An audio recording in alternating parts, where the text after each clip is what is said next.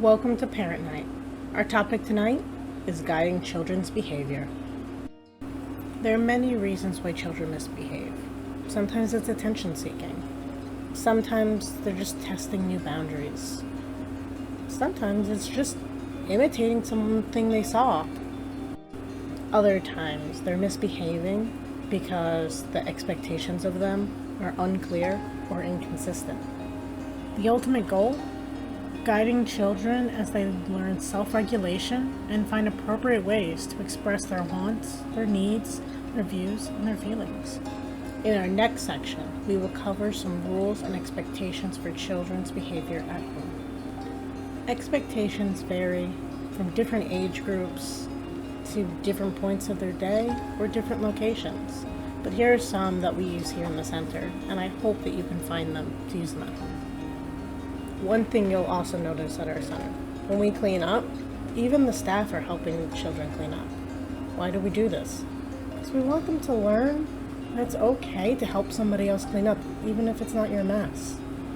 If everyone pitches in, it gets done a lot faster, and we can move on to the next fun thing. Another expectation we have of children that you might find that you use in your home is walking feet. What's walking feet? Do you want someone to run in your house all the time? That's quite crazy, isn't it? We remind children that they're indoors and that there's no need to get anywhere really fast because nothing's going to change while they're walking from one place to another. So use walking feet. Running feet are outside. One expectation we use here is inside voices. We never tell a child, be quiet, be silent. We just remind them that they're inside and the voice level that they should have. We use the technique called modeling for this. When we model, what different voices are.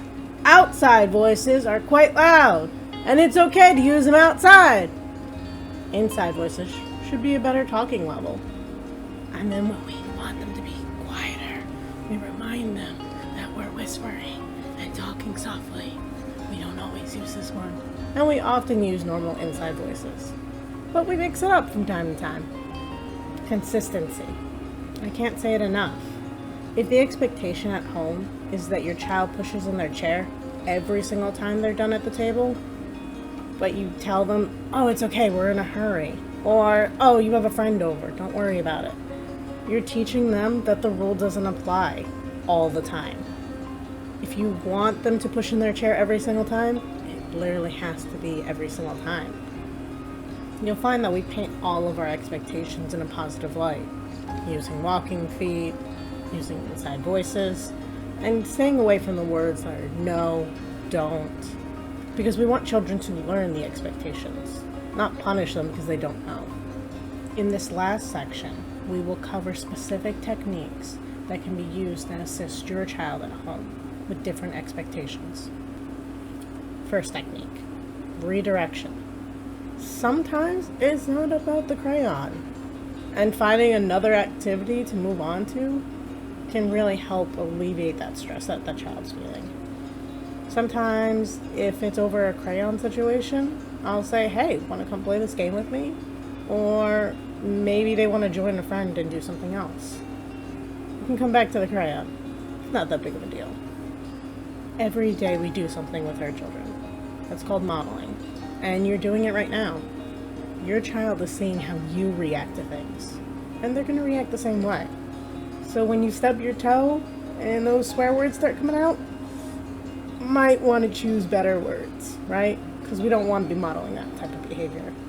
And they see everything. Little ears also hear everything. When to help and when to back off. There's moments that we always want to help our child. But sometimes the best way to help them is for us to back up and let them do things themselves. It's gonna take time. It's gonna take patience. But if you don't give them that time and patience now, it's just gonna take longer for them to learn those skills. For instance, sometimes we have children who throw toys across the room. If we go and get it every single time, they're not gonna learn that they shouldn't be throwing it. We remind them they have to get up if they want it and go get it. Sometimes patience is a virtue.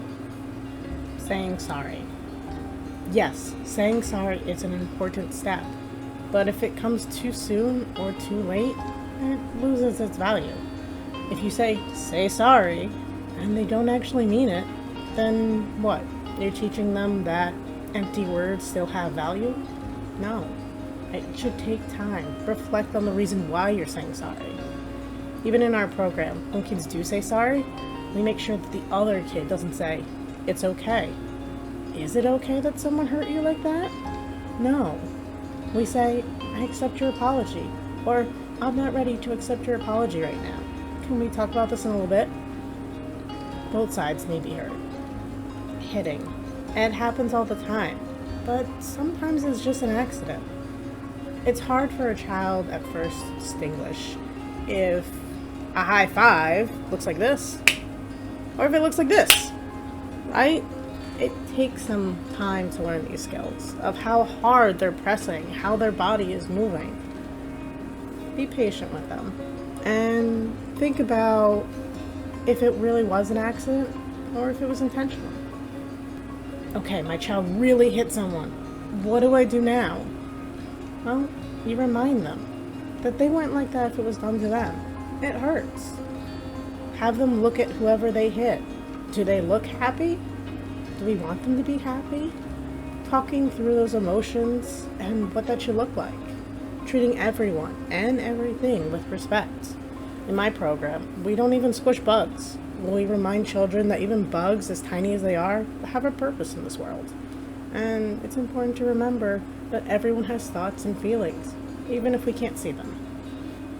How many times have you just wanted to move on from whatever the tantrum is? It can be hard, but it's harder for them not to know what they're feeling. All this rush of emotions is coming through. And just like you had to learn how your emotions are, they have to learn too. So taking that time to sit there and talk about why they felt that way, or what kind of emotion they were feeling, can really help for the next time. And though we're being proactive for the next time, it still gets you a lot further. And each time, they get so much better. So take those few minutes, because they're definitely going to be worth it. Reasonable consequences. If your child just hit somebody, and you are going to go to the pool later, don't take away the pool time later. Take away the fact that they're getting to play with their friend right now. No, you're going to sit out for a few minutes because we don't put our hands on the ground, right? If we're taking away the pool time later, what are we actually teaching them? That's okay to hit people as long as there's a reward that's coming up that I don't like. Right? Think about those expectations and think about your reasonable consequences. Yelling. Does yelling help? If I get mad at you in public, can I start screaming at you and it just magically gets better? No. Right? We gotta teach these ones that screaming doesn't fix anything. They could be really upset, but screaming doesn't always help. Sometimes you need a scream corner. That does exist, right? But talking it out works a lot better. Okay, the dreaded topic. Timeouts. Do I use them? Do I not? Yes, you can use timeouts, but make them effective. Sitting there and doing nothing is not doing anything. You want to repair the relationship of what has gone wrong, right? If two children are fighting and screaming at each other, and one takes a timeout, they're just sitting there and now everything's magically better? No, right? They gotta think about what actually happened, and they might need to talk that out with somebody. Telling a child to go think about what they did isn't really doing anything. You don't know what they're thinking. If we could see inside their little brains, things would look very different to us. At our center, when we use timeouts, we give them a break. We let them play with some Play-Doh or practice some breathing exercises. But we check on them. And we check on them often to see if they're calmed down enough to talk out what happened. If they can talk through the steps, then they're ready to move on to the next part, which is forgiveness or healing. Active ignoring. It's okay to ignore a situation, especially if it's attention-seeking behavior. Sometimes a child does something because they just want you to acknowledge them. But if you acknowledge them in that moment, you're teaching them that if they throw this huge tantrum, you're going to react. Unless it's a huge safety concern, if it's attention-seeking behavior, you need to ignore it. Knowing what works for your child and what doesn't work is all part of parenting. But we continue to learn every single day. And though I've seen many children over the years, I can tell you that some techniques work for a huge sum of them, while others only work for a few friends. It's always good to have a never-ending toolbox. Always look for new techniques. Always try them. And give them some time. Okay, so you tried some of these techniques, and they don't work. Did you think everything was going to work for every child? Come on, it'd be way too easy. All I have to do is follow one technique and it works. Children are all different, even between siblings. I want to thank you guys for coming out tonight. You've already started your journey on becoming better parents, because every day we're going to learn new things and we're going to learn them together. If something doesn't work, or if you're really stuck, I'm always here for you. Part of my job is to be a support for you, and I want to do that, especially since I see your child so many hours of the day. I might have already tried something, or I might have learned that some of these techniques don't work for your specific child. So partner with your teachers and work together.